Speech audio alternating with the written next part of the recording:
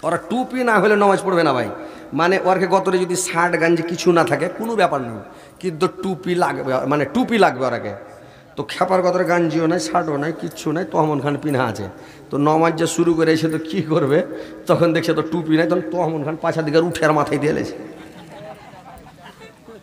পাঁচকার তহমন খান উঠিয়া মাথায় দেয়, নামাজ শুরু করে আল্লাহ ভগবান। রুকুতে যাইছে তোর বাড়কা তাম হাঁড়ি উদাম একবার কহেন।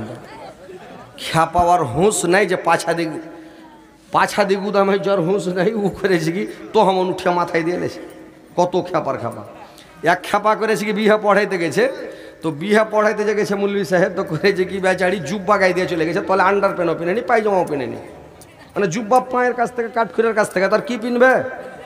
এবার বিহা পড়াইতে গেছে, তখন আগে মানে এখন তো আহলে হাদিস মতে বিহা পড়া হয়েছে, আর আগে বিনা আহলে হাদিস মতে হইতো বেটি ছেলের কাছে কবুল করাইতে হইতো, এত টাকা নগদ, এত টাকা মাকি তোমার স্বামী বলে নিজের ইচ্ছাতে কবুল করলে কিনা উমুকের বেটাকে উমুক নামে উমুক চাংড়াকে কবুল করলে কিনা কইতো না। আগে বলতো, এখন বলছে আর চলো বিহা পড়ে দাও, রাজি আছে আমার বেটি, চলো পড়িয়ে দিলে। কিন্তু ওখানে যা কইতে হইতো ই খ্যাপা চলে গেছে, আর বহুকে সিংড়া হয়নি। তো সিংড়া হয়নি, উদাম পাদাম করে সিংড়াইছে, আর মুলবি চলে গেছে। তো মুলবি যখন চলে গেছে তো কয়েছে যে মুরবিটা ফেদে করতে চলে এলো, আর হারে যে সিংড়া হয়নি। তখন মুলবিটা কইছে কত আর ঘুরে যাবো, তো পর্দা করো। মানে ও কইছে, মুলবিটা কইছে পর্দা করো, মানে দুটা সাক্ষী গেছে দু পাঞ্জরে, আর মুলবিটা গেছে। তো এরা করেছে কি যে পর্দা করো। তো ওর কাছে দুজনের কাছে তো মানে গামছা ছিল ঘাড়ে, চোখ ঢেকে গেলেছে, পর্দা করলেছে। আর এই মুলবি খেপা করেছে কি ও তো আন্ডার প্যান্টও পেনেনি, পায়জামাও পেনেনি, জুব্বার তল দিকে উঠি আর চোখ ঢেকে ধরলেছে। তো কথা হচ্ছে ভাই যে নামাজ পড়বেন, সুন্নাত মানবেন, তো সুন্নাতের তারিকা মানতে হবে। আর যদি তহমন মাথায় দিয়া নামাজ পড়াতে হবে, গামছা গায়ে দিয়া, গাঞ্জি গায়ে দিয়া শাশুড়ির বাড়ি যেতে পারবেন না। আর আল্লাহর সামনে যাবেন তখন গাঞ্জি গায়ে দিয়া, গামছা গায়ে দিয়া, কেউ স্ত্রীটার ওড়না গাইতে শুধু মসজিদে গেছে, মসজিদে গেছে। তো কথা হচ্ছে ভাই যে এইভাবে মসজিদে যাবেন না, মসজিদে যান, সুন্দর করে আল্লাহর ইবাদত করেন, বান্দিগি করেন, তাসবিহ পড়েন, জিকির করেন। আর কিয়ামতের কোটে আল্লাহর নবী বলেছেন সবচাইতে সর্বোত্তম, সবচাইতে ভালো ব্যক্তি কোনটা জানেন? কোনটা লোক ভালো আল্লাহর নিকটে কিয়ামতের দিন? মুলবির কথা বলে না, হাজির কথা বলে না, আল্লাহ পাক মানে অন্য কোনো মডল সর্দারের কথা বলে না। আল্লাহ পাক বলছেন কিয়ামতের দিন আল্লাহর নিকটে সবচাইতে উত্তম ব্যক্তি, সুন্দর ব্যক্তি ওই লোকটা, যে লোকটা হচ্ছে মুয়াজ্জিন রে ভাই, যে লোকটা 5 ওয়াক্ত নামাজ পড়ে, 5 ওয়াক্ত আজান দেয়। ভাইরে আমার, মুয়াজ্জিনের মতন উত্তম লোক আর পৃথিবীর মধ্যে একটাও নাই। যে মুয়াজ্জিন এত উত্তম, এত ভালো, এত সুন্দর, যে মুয়াজ্জিনের মতন আর লোক পৃথিবীতে নাই রে ভাই। কিয়ামতের মাঠে সবচাইতে সর্বোত্তম লোক হচ্ছে মুয়াজ্জিন।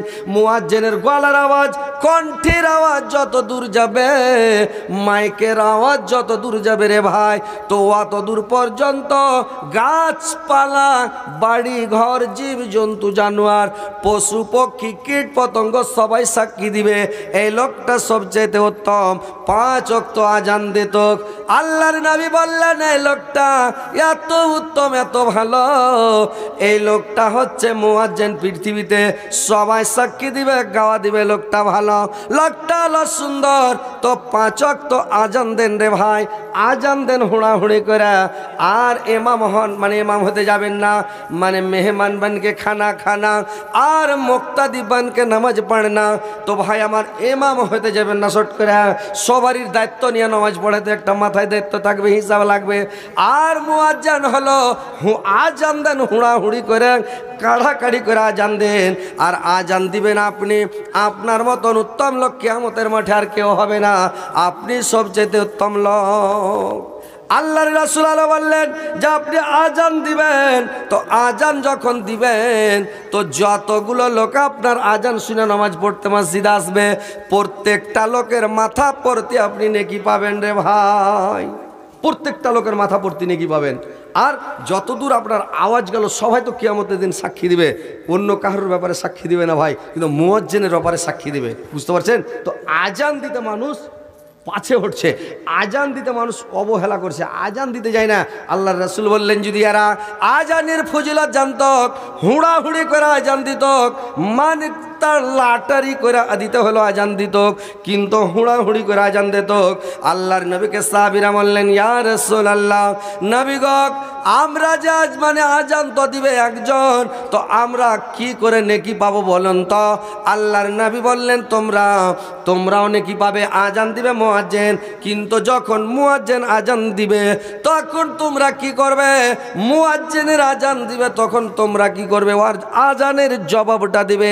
তোমার হাতে যে কাজ আছে কাজটা বন্ধ করে দাও, তোমার কাজ বন্ধ করে দিয়ে তুমি আজানের জবাব দাও। ধান কাটছো, ধান কাটা বন্ধ করে দাও।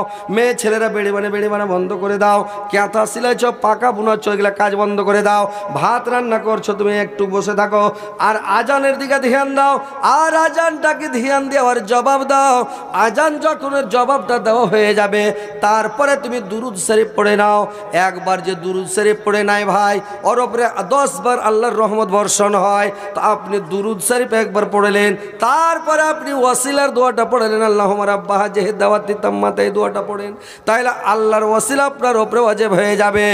তারপরে আল্লাহর রাসূল বললেন আরেকটা দোয়ার কথা, আশহাদু আল্লা ইলাহা ইল্লাল্লাহু ওয়াহদাহু লা শারীকা লাহু ওয়া আশহাদু আন্না মুহাম্মাদান আবদুহু ওয়া রাসূলুহু রাজিতু বিল্লাহি রাব্বা ওয়া বি মুহাম্মাদির রাসূলান বিল ইসলামে দিন। এই দোয়াটা যে ব্যক্তি পড়ে নেবে ওর সারাটা জীবনের গুনাহ আল্লাহ পাক মাফ করে দেবেন রে ভাই। ওর জীবনে কোনো গুনাহ থাকবে না, পাপ থাকবে না। ওই লোকটা নিষ্পাপ মাসুম বাচ্চার মতো বেগুনাহ হয়ে যাবে, কোনো গুনাহ থাকবে না। যারা আজান শুনে আজানের জবাব দিবে ওই লোকটারও, যে আজান দিবে ওই লোকটারও। তো ভাই আমার মায়েরা ভালো করে শুনেলেন, যখন আজান হবে আজানটাকে ধ্যান দিয়ে শুনেন, আপনি কত নেকি পাবেন। কিয়ামতের দিন একটা নেকি যদি খেঙ্গে যায়, একটা যদি নেকি কমে যায়, সারা হাসুরের মাঠ তন্ন তন্ন করে খোঁজ করলেও একটা নেকি খোঁজ করে পাবেন না। আর আল্লাহ পাক এতগুলো নেকি আপনার জন্য রেখেছে, আমার জন্য রেখেছে, বিশ্বের মুসলমান মুমিনের জন্য রেখেছে। তো আপনি আজানের জবাবটা মানে কাজ বন্ধ করে দিবেন, ধ্যান দিয়ে থাকবেন, আজান দিচ্ছে ওর জবাবটা দেন, দোয়াটা পড়েন, তারপর কাজকর্ম করেন, আল্লাহর দিকে ধাপিত হন, নামাজ পড়তে যান, মসজিদে যান, কিন্তু আজানের জবাব দিন, সবটা আপনি পেয়ে যাবেন। আর মুয়াজ্জিন যে আজান দিল আর স্পেশাল কোটায় স্পেশাল ব্যবস্থা, তার মানে যতগুলো লোক আজান শুনে নামাজ পড়তে আসবে, কমিশনে হিসাবে 10টা লোক যদি নামাজ পড়তে আসে আর আজান শুনে মসজিদ আসে, তো 10টা লোকের মাথা প্রতি নেকি পাবে। সাহাবীরা বললেন, আল্লাহর নবীকে প্রশ্ন করলেন ইয়া রাসূলুল্লাহ, নবী গো আপনি বলুন তো যে 10টা লোক যদি নামাজ পড়তে আসে আর আজান শুনে, তো নেকি কতটা পাবে নবী গো? আল্লাহর নবী বললেন নুরি আমার সাহাবারা, একটা লোক যদি নামাজ পড়তে আসে 25টা বকরি সাদকা করে যা নেকি পাওয়া যায়, একটা লোক আসলে 25টা বকরি, 10টা লোক যদি আসে 10 25 কত ভাই? 10 25 250টা বকরি সাদকা করে যা নেকি পাওয়া যাবে, অতটা নেকিও এক ওয়াক্তে আজান দেওয়াতে নেকি পাবে। আর এমনি আজান দিলে 60টা নেকি পাবে, একামত দিলে 30টা নেকি পাবে, ওটা তো আজান একামতের আলাদা নেকি। কিন্তু যখন মানে ওই লোকটি যে নামাজ পড়তে আসলো ওর কমিশনি হিসাবে খালি নেকিতে নেকি রে ভাই। আল্লাহর নবী আরো বললেন যে যদি কোনো ব্যক্তি আজান দিয়ে দেয় জোহরের, তো জোহর থেকে কাল জোহর পর্যন্ত 24 ঘন্টা আল্লাহর রহমতের হাত ওই লোকটার মাথার উপরে থাকবে। আসরের আজান যে দিবেন কালকে আসর পর্যন্ত ওই লোকটার মাথার উপরে আল্লাহর রহমতের হাত থাকবে। মাগরিবের আজান যে ব্যক্তি দিবে ওই লোকটার মাথার উপরে আল্লাহর রহমতের হাত কাল মাগরিব পর্যন্ত থাকবে। লোকটা মানে অসৎ পথে যাবে না, খারাপ কাজে যাবে না, লোকটা কোনো গুমরাহিতে যাবে না, লোকটা কোনো বিপদে পড়বে না, বালা মুসিবতে পড়বে না, কোনো বিপদে পড়বে না, অসুবিধাতে পড়বে না, লোকটা হেফাজতে থাকবে, আল্লাহ তাকে হেফাজতে রাখবে। যে ব্যক্তি সারা আজান দিবে কালকে এসার পর্যন্ত হেফাজতে থাকবে, যে ব্যক্তি ফজর রাখতে দিবে ফজর পর্যন্ত, পরাদিন ফজর পর্যন্ত 24 ঘন্টা আল্লাহর রহমতের হাত ওই লোকটার মাথার উপরে থাকবে রে ভাই। আজান দিবেন না বসে থাকবেন? আজান হুড়াহুড়ি করে দেন, কাকে আজান দিতে দিয়েন না, যত তাড়াতাড়ি পারেন যে পারেন হুড়িয়ে যান আর আজান দেন। তাহলে আপনি নেকি কত পেয়েছেন দেখছেন। কিয়ামতের দিন সব গাছপালা, মাটি, ঘর বাড়ি, পাহাড় পর্বত, জীব জন্তু, জানোয়ার, পশু পক্ষী সবাই আপনার দিক থেকে সাক্ষী দিবে। সেদিন আপনার জান্নাতে যেতে অসুবিধা হয়েছে ভাই? অসুবিধা হবে? হবে না। আল্লাহর নবী বললেন সব চাইতে উত্তম লোক হলো ওই লোকটা, মুয়াজ্জিনটা সব চাইতে উত্তম।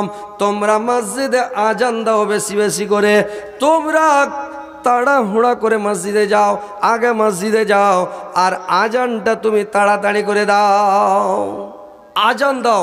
কিয়ামতের মাঠে আল্লাহর দরবারে সবচাইতে পছন্দনীয় ব্যক্তি হচ্ছে মুয়াজ্জিন। আল্লাহ ওই মুয়াজ্জিনকে ভালোবাসবেন। তো ভাইরে আমার, বন্ধুরে আমার, মুয়াজ্জিনের কথা আল্লাহ পাক কোরআনে আল্লাহ পাক বলছেন যে তোমরা আজানটা তাড়াহুড়া করে দাও। তোমরা মানুষকে করো কি, আহ্বান করো নামাজের দিকে। আর আজান যখন শুনে নেবেন কাজকর্ম ফেলে দে তোমরা মসজিদের দিকে চলে যাও, আল্লাহকে স্মরণ করে নাও, নামাজটা পড়ে নিয়ে আবার তুমি দুনিয়ার কাজে লেগে যাও। কিন্তু বাইরে আমার আজানটা তাড়াহুড়া করে দেন, আজানটা তাড়াহুড়া করে দেন আর মসজিদে যান। আল্লাহ পাক বলে দিলেন আল্লাহকে তোমরা বেশি বেশি করে স্মরণ করো। আল্লাহ কোরআনের মধ্যে বলছেন ইয়া আইয়ুহাল্লাযীনা আমানু যিকুরুল্লাহ যিকরান কাসীরান। তোমরা আল্লাহকে বেশি বেশি করে স্মরণ করো, আল্লাহকে তোমরা অধিক পরিমাণে স্মরণ করো। সব সময় তোমরা আল্লাহকে স্মরণ করো, সব সময় তোমরা আল্লাহকে স্মরণ করো, আল্লাহকে ডাকো। সব সময়ের জন্য তোমরা আল্লাহকে ডাকতে থাকো, তোমরা আল্লাহর জিকির করো, আল্লাহকে সব সময় ডাকো। আর তোমরা কি করো, সালাতে আল্লাহ বলে দিলেন ফাসাব্বিহ বিহামদি রাব্বিকা, ফাসাব্বিহ বিহামদি রাব্বিকা কাবলা তুলুইশ শামস কাবলাল গুরুব। তোমরা সূর্য ওঠার পূর্বে এবং সূর্য ডুবার পূর্বে তোমরা আল্লাহর প্রশংসা সহ তোমরা তাসবিহ পাঠ করো, আল্লাহকে বেশি বেশি করে ডাকো। আর তোমরা করো কি, সকাল বিকাল আল্লাহকে বেশি ডাকো, সকাল সন্ধ্যা আল্লাহকে বেশি বেশি করে স্মরণ করো। কারণ ফজরের টাইমে একবার ফেরেশতা বদলি হয়, একবার আসরের টাইমে ফেরেশতা বদলি হয় রে ভাই। আপনি ওই সময় সূর্য ডুবার আগাখানে এবং সূর্য উঠার আগাখানে তোমরা আল্লাহর তাসবিহ পাঠ করো, আল্লাহকে বেশি বেশি করে ডাকো। আর নামাজ যখন পড়া হয়ে যাবে কারুর সঙ্গে কথা বলবে না, কারুর দিকে তাকাতাকি করবে না। সালাম ফিরার পরে যখন সালাম ফিরা হয়ে গেল ছাকবাক করে এদিক ওদিক তাকাবে না। আর নামতে মুড়ি করে সুন্দর করে তুমি করবে কি, যে নামতে মুখ করে তুমি তাসবিহ পাঠ করো আল্লাহুম্মা আজিরনি মিনান নার, আল্লাহুম্মা আজিরনি মিনান নার 7 বার পড়ে নাও। তুমি যদি দিনের মধ্যে মারা যাও, ফজরের টাইমে পড়ার পরে দিনের মধ্যে যদি মারা যাও, তোমার জন্য জান্নাত জাহান্নাম আল্লাহর কাছে দোয়া করবে, আল্লাহ তোমার ওই বান্দাটাকে আমার কাছে আনিও না, তোমার ওই বান্দাটাকে আমার কাছে আনিও না। যদি আল্লাহুম্মা ইন্নী আসআলুকাল জান্নাত 3 বার পড়লেন ফজরের নামাজ পড়ে, দিনের মধ্যে যদি মারা যান জান্নাত সারাদিন আপনার জন্য দোয়া করবে, আল্লাহ তোমার ওই বান্দাটাকে এনে আমার ভিতরে প্রবেশ করাও, আল্লাহ তোমার বান্দাটাকে আমার ভিতরে এনে প্রবেশ করাও। আল্লাহ জান্নাত দোয়া করবে, জাহান্নাম দোয়া করবে, আল্লাহ তোমার ওই বান্দাটাকে আমার কাছে আনিও না। জান্নাত বলবে আল্লাহ আমার ভিতরে প্রবেশ করাও। তাহলে জান্নাত দোয়া করবে, জাহান্নাম দোয়া করবে আপনার জন্য। আপনারা কি করছেন?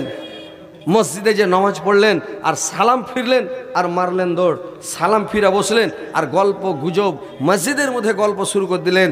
যেই সেই গল্প, দুনিয়াবি গল্প, সংসারী গল্প মসজিদে করছেন। কেন করছেন? সংসারী গল্প, দুনিয়াবি গল্প মসজিদে করবেন না ভাই। মসজিদের তাসবিহ পড়ার, পৃথিবীর মধ্যে সবচেয়ে উত্তম জায়গা মসজিদ, পৃথিবীর মধ্যে সবচেয়ে নিকৃষ্ট খারাপ জায়গা হচ্ছে বাজার। তো আপনি মসজিদে কোনো দুনিয়াবি গল্প করবেন না, তাসবিহ পড়েন, জিকির করেন, আল্লাহকে ডাকেন।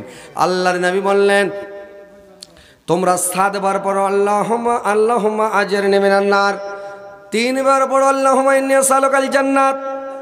তারপরে তোমরা পড়ো সূরা হাসরের শেষ 3টা আয়াত। যদি তোমরা পড়ে নাও তাহলে তোমার জন্য 70,000 ফেরেশতা আল্লাহর কাছে মাগফিরাত চাইবে।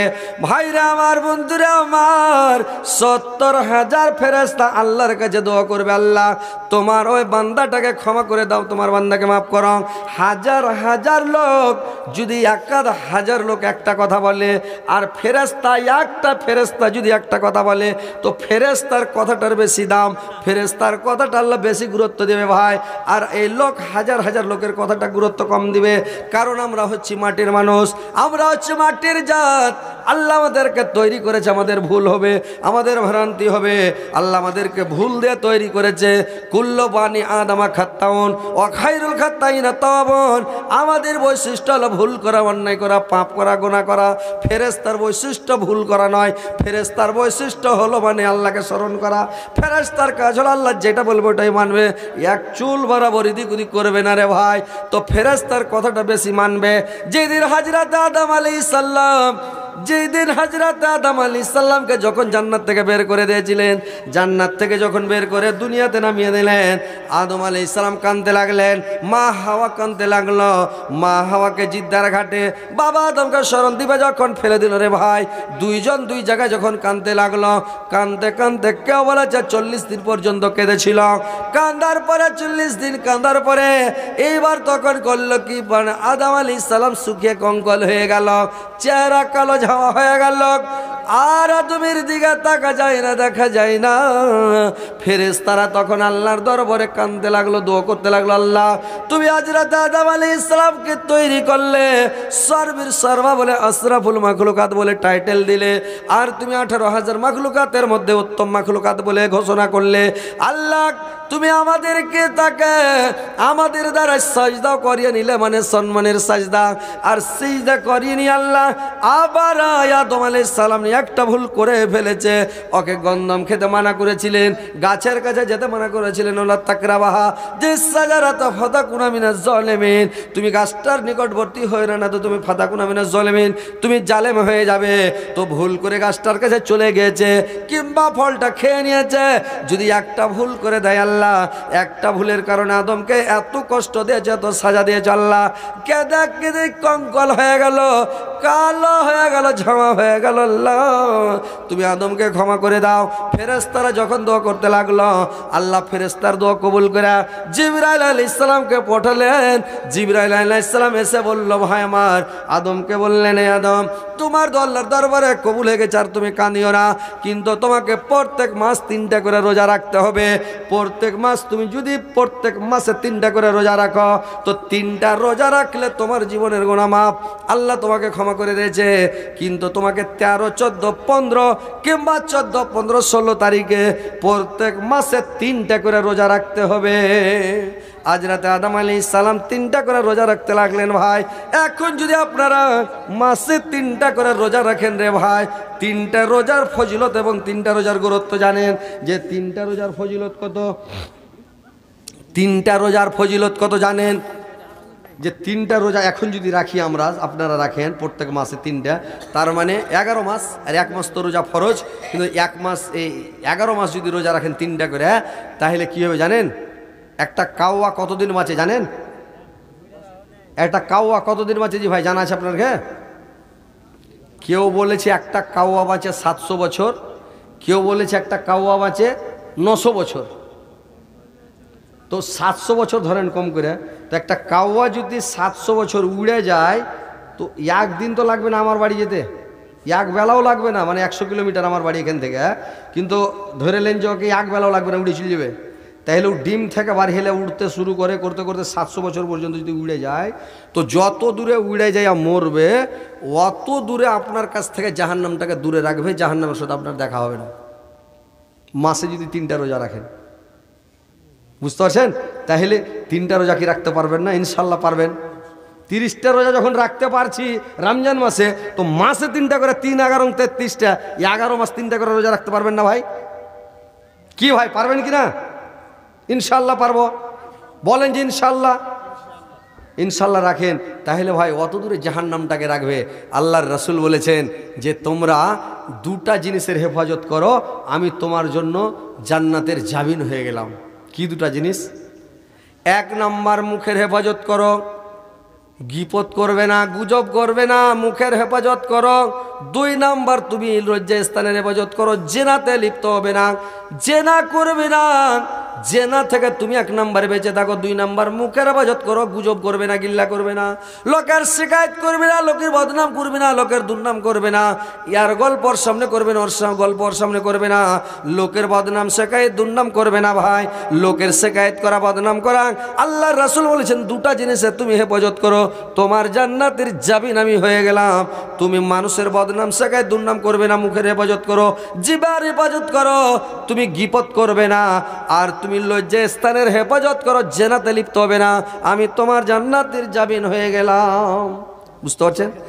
আর ভাইরা আমার, 3 প্রকার লোককে কবরে আযাব হবে না, 3 শ্রেণীর লোককে কবরে আযাব হবে না। ভালো করে শুনেলেন, যে লোকটা পেটের ব্যথাতে মারা যাবে, পেটের দরদে, পেটের ব্যথায় যে লোকটা মারা যাবে, ওকে কোনোদিন জীবনে কবরে আযাব হবে না।